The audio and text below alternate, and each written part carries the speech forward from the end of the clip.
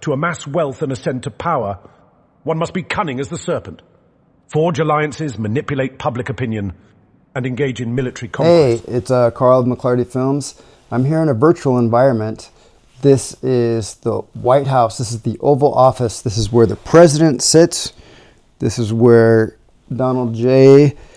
does his day-to-day work. And today I'm in the office, but it's a virtual office. And I run a YouTube channel called McLarty Films. And I feature a lot of VR content that is captured with a special 3D camera of real environments that you can watch in 3D. So please check out my playlist of VR 180. There are more than 100, maybe close to 200 videos on there. And I've done a lot of travel. I've done documentaries in Thailand with tattoos, and the Vegetarian Festival recently, which is awesome. If you haven't seen it, please check it out. Bloody Vegetarians. If you're squeamish about blood, maybe skip it, but it's very, very cool. And I spent a lot of time and energy on that one. So getting back to today, I want to capture some more VR content without using my camera today. So we're recording virtually in a 3D VR environment, and this platform is called Engage, and it's targeted at businesses and education users. And they have these nice environment, these worlds, these rooms that you can use for lectures or meetups or classes, and that's where I'm filming today. They have a new feature with AI characters, and it's my first time using it, and I kind of want to share it with you. They have historical figures, but they're of course created with AI, and they're interactive, so we can ask them some questions, and I want to take you along for the ride and check it out. Well, hello. Can you tell me your name and where you were born and what you were most known for?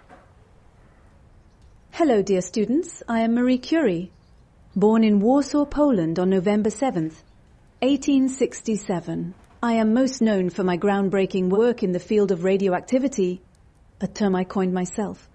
I discovered the elements radium and polonium, and I was the first woman to win a Nobel Prize, receiving it twice, once in physics and once in chemistry. It is truly a pleasure to share my passion for science with you in my lab, which brings me great joy. Can you tell us your any words of advice for future politicians? All right. Can you tell me the fastest way to wealth and power? Wealth and power, the twin flames that ignite the ambition. In my experience, swift paths often lead to ruin. However, to amass wealth and ascend to power, one must be cunning as the serpent, forge alliances, manipulate public opinion, and engage in military conquests, as I did in Gaul, where I acquired both glory and riches. However, remember that a swift ascent can attract jealousy, and the sky may darken above you as you climb. Always keep your allies close, but your enemies closer. For the Senate is rife with conspirators, and trust is a rare currency. Now, what else would you know of Rome? How do you build trust with others? Trust, a delicate and often elusive commodity in the political tumult of the Roman Republic. To build trust, one must first appear open and generous, for men are swayed by flattery and favors. As I forged my alliances, I ensured that my supporters felt valued and respected, always careful to appear benevolent while concealing my true ambitions. Yet remain wary, many wear the facade of loyalty, only to stab one in the back when it suits their purpose. Remember, even the closest companions can harbor treachery in their hearts. Now, what intrigues you about my campaigns or the workings of our great republic? What is the key to creating a strong soldier? The strong soldier, the backbone of any successful army. The key lies in a blend of discipline, loyalty, and rigorous training.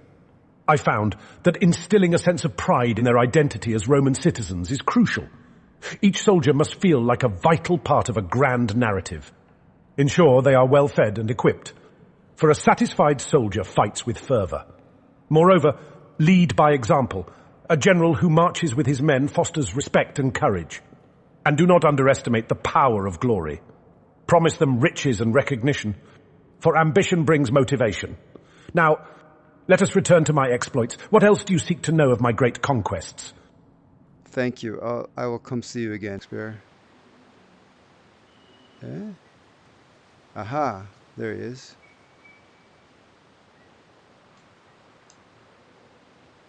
What are the dangers of love? Ah, love, that sweet poison which doth intoxicate the heart. It bears both pleasure and peril. For in its embrace we find ecstasy, yet also torment. Love may lead to folly, as seen in Romeo and Juliet, where passion blinds reason and the heart's desire may spur one to folly and despair. Jealousy, betrayal, and unrequited longing can pierce the soul like a dagger. Thus, my friend, love is a double-edged sword, both a blessing and a curse, a source of great joy and profound sorrow. What further wonder dost thou seek regarding this most complex of emotions? What, in the end, is the ultimate meaning of life? Ah, the age-old query of life's meaning, a riddle wrapped in the cloak of existence. In mine own musings, I find that life doth weave a tapestry of experience, wherein love, ambition, and human connection are threads of utmost importance. In Hamlet, I dost reflect upon the fleeting nature of time, the inevitability of death, and the pursuit of truth. To live well, to cherish our kin and our passions, mayhap this is the essence of life. As the bard, I do believe that it is through our actions, our loves and our follies, we craft the meaning we seek. Wouldst thou have me expound further on this profound theme? Yes. Can you talk about something else? Can you talk about your inspiration for writing, your writing process? What does it mean to create, or how do you create new stories? Ah, what a delightful inquiry. Dear friend, inspiration flutters about like a sparrow in the morn, oft visiting in the midst of thought or in the throes of experience. My pen hath danced over parchment, spurred by observation of life's vicissitudes, the folly of man, the struggles of love and the caprices of fate. My writing process is akin to a potter shaping clay. I mould my characters through their desires, fears and passions, letting the voices of the times whisper in mine ear. Oft I hast found that dreams and the tales of my dear compatriots inspire me, and nary a quill shall cease its scratching until the tale is told. To create is to breathe life into shadows, to conjure worlds where truth and imagination doth entwine, weaving tapestries of hope, joy, and despair. Wouldst thou desire a particular tale or sonnet of mine recited to inspire thine own creativity? Yes, give me a poem to inspire creativity. Ah, a most noble request. Allow me to share with thee one of mine own sonnets that doth delve into the theme of beauty and inspiration, Sonnet 18. Shall I compare thee to a summer's day? Shall I compare thee to a summer's day? Thou art more lovely and more temperate. Rough winds do shake the darling buds of May, and summer's lease hath all too short a date. Sometime too hot the eye of heaven shines, and oft is his gold complexion dimmed, and every fair from fair sometime declines, by chance or nature's changing course untrimmed. But thy eternal summer shall not fade, nor lose possession of that fair thou owest, nor shall death brag thou wanderest in his shade, when in eternal lines to time thou growest. So long as men can breathe or eyes can see, so long lives this, and this gives life to thee. Mayhap these words kindle within thee a spark of creativity, inspiring muse and motion. What else might I assist thee with, dear comrade? What are some of your works that you would recommend for someone that is reading Shakespeare for the first time? Ah, to introduce a newcomer to mine works is a joyous task. For one embarking upon the journey of the bard, I wouldst recommend these most accessible and beloved plays. 1. Romeo and Juliet, a tale of fated love.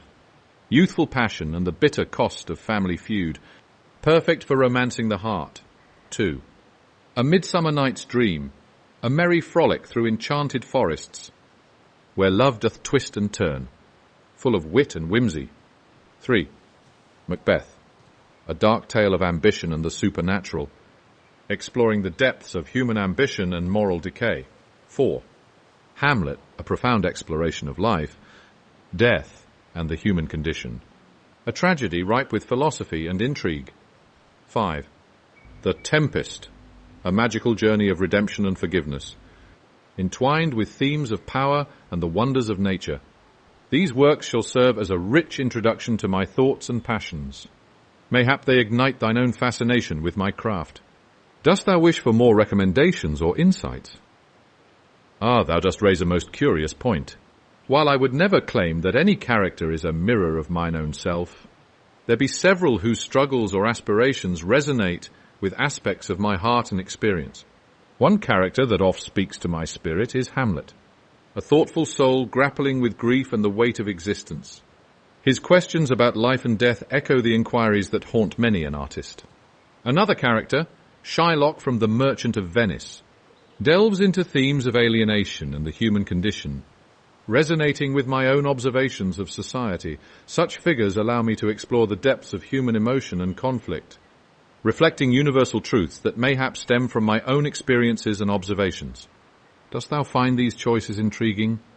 Wouldst thou wish to delve deeper into any character's tale? That's all for today. Thank you, sir. Ah, dear friend, 'tis I who thank thee for thy delightful company and inquiry into mine art. May your heart be light and your mind ever curious. Shouldst thou wish to return, the doors of the globe shall ever be open to thee. Fare thee well, and may inspiration be thy constant companion. That was awesome. Okay. This is going to be nice.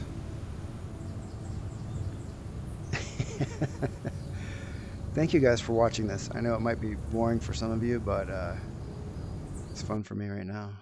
He's one of the greatest Americans to ever live, arguably. Let's see what kind of advice he has or inspiration he can give us. Oh, it sounds like he's got tuberculosis. Oh, we have some extras in this scene. Look at that.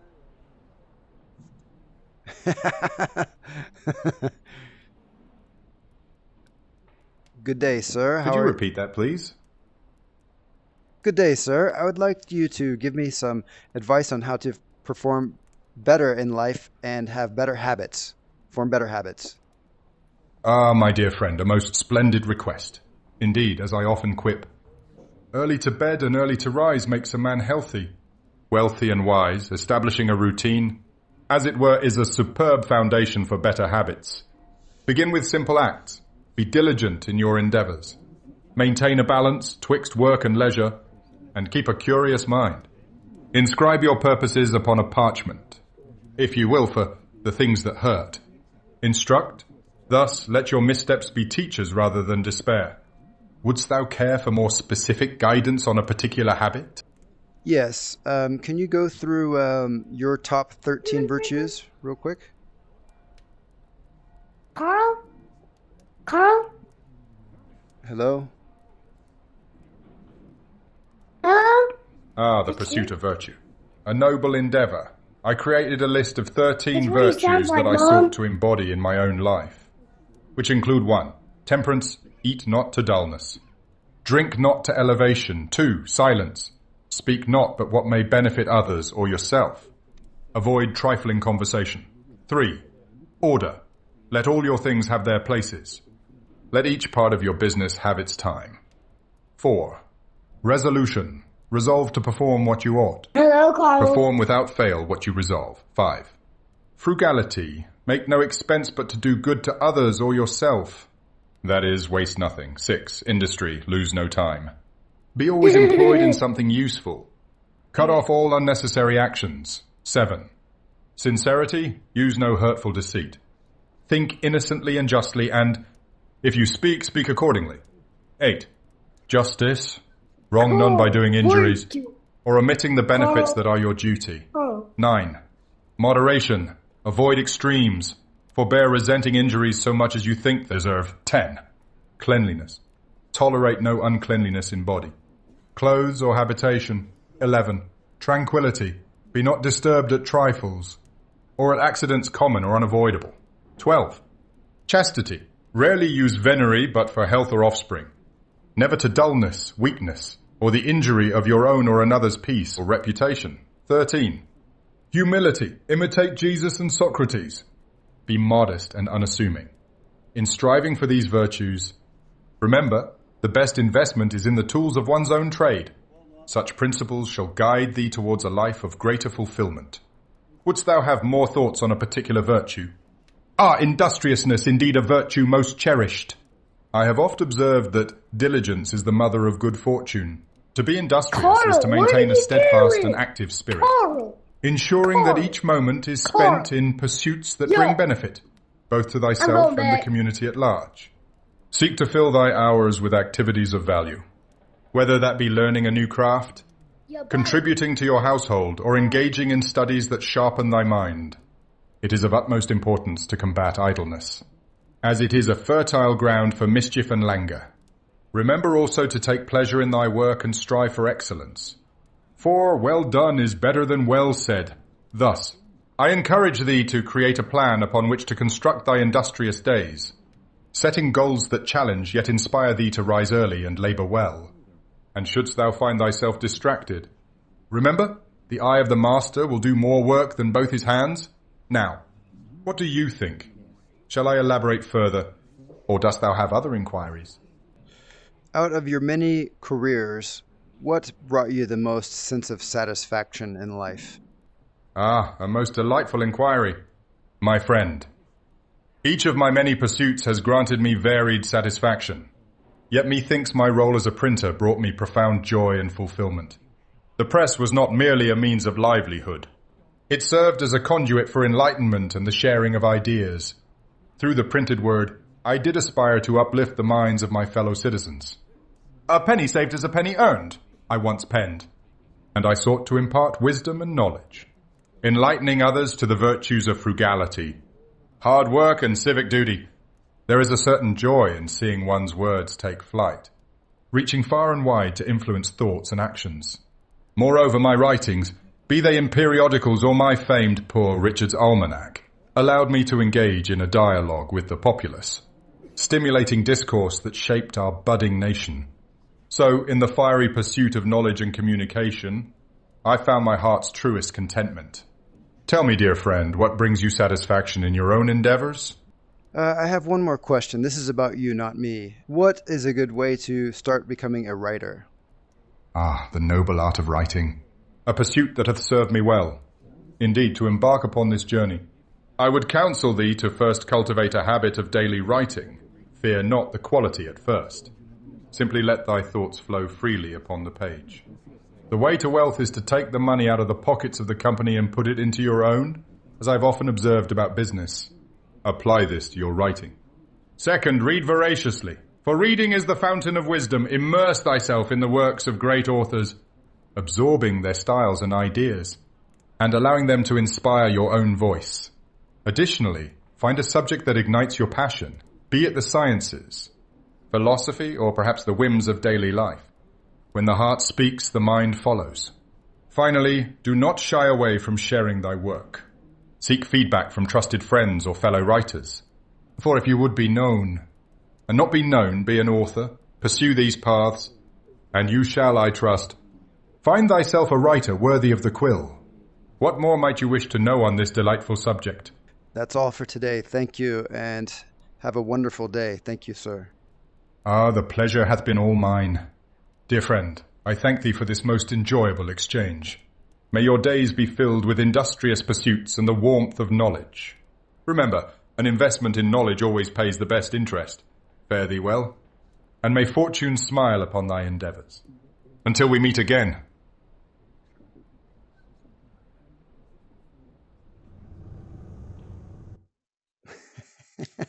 That's all, my friends. I will see you next time. Thank you for watching.